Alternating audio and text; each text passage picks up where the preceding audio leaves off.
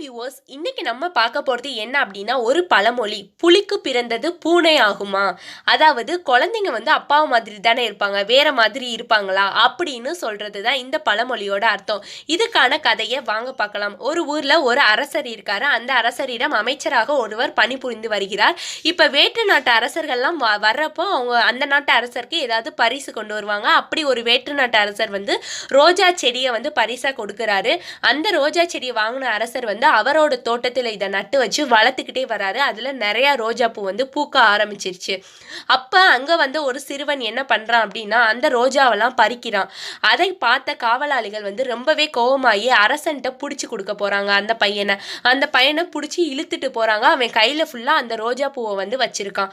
அதை பார்த்த அமைச்சர் வந்து இவன் ஏன் பையன், இவன் என்ன தப்பு பண்ணான் அப்படின்னு கேட்க ஆரம்பிக்கிறாரு. அதை கேட்ட காவலாளிகள்லாம் இவன் வந்து வேற்று நாட்டு அரசர் கொடுத்த ரோஜா செடியில் பூத்த ரோஜாவெல்லாம் பறித்து வச்சிருக்கான், அவன் கையை பாருங்க, அதனால நாங்கள் வந்து அரசர்கிட்ட கூட்டிகிட்டு போய் தண்டனை வாங்கி கொடுக்க போகிறோம் அப்படின்னு சொல்கிறாங்களாம்.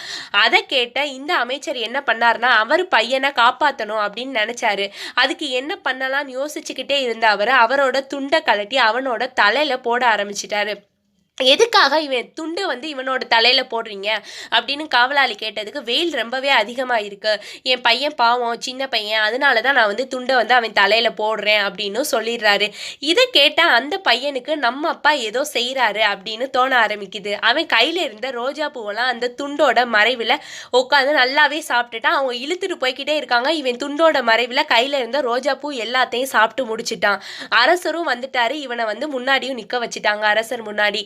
காவலாளிகிட்ட கேட்குறாங்க, எதுக்காக இவனை பிடிச்சிட்டு வரீங்க அப்படின்னு அரசர் கேட்க ஆரம்பிக்கிறாரு. அதுக்கு அந்த காவலாளி சொல்கிறான், இந்த மாதிரி ரோஜா பூவை வந்து இவன் பறிச்சுட்டு வந்துட்டான், அவன் கையில் தான் அந்த ரோஜா பூ இருக்கு அப்படின்னு சொல்கிறாரு.